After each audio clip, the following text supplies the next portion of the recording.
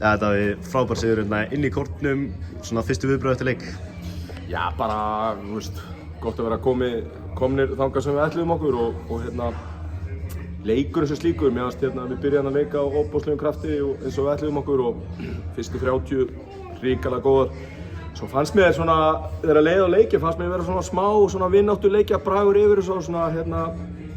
já, bara lítill vókall einhvern veginn, en samt sem áður bara frábær leikur og hefðum getað skorað töluvert fleiri mörk, en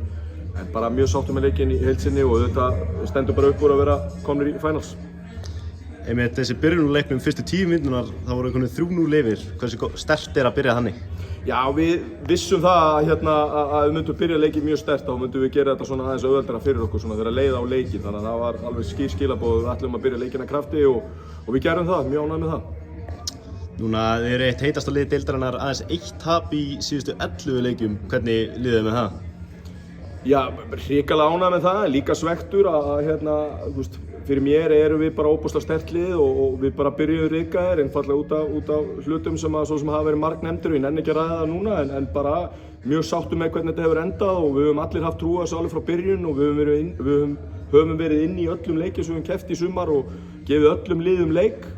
og einungis tapað fyrir Ægi og Njarðvík og þannig að bara gríðarlega sáttur með þann stað sem við erum á núna og vonandi erum við bara toppur í réttum tíma og erum bara klárir í það sem framöndan er. Nú eru komin ný markmiðin voru auðvitað að komast hingað en nú eru komin hingað þannig að við höfum sett okkur ný markmið.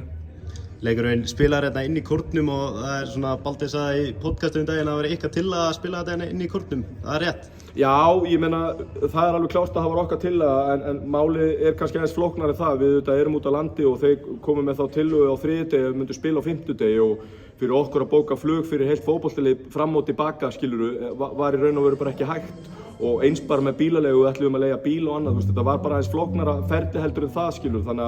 að besta lausnin var að reyna þetta, að við værum bara öruggir með leikinn ef við kæmumst, þannig að hafa keyrt bara á þetta svona, bara mjög sáttur með það. Hvernig leist svona lokaspretturinn og þessi úrslitakeppni í þig og hópinn? Bara gríðarlega vel og eins og ég kom svo sem inn á áðan að vestra liðið hefur oft verið að ströggla svona svolítið í byrjun móts og síðastliðin ár, þannig að fyrir okkur að hafa svona úrslitakeppni þar sem getum verið að stefna einhverju allt tímabilið að það er bara hrikalega sterkt og eins og ég sagði líka áðan að þá erum við að ná okkar leik svona nokkuð góðum. Takk hérlega. Takk.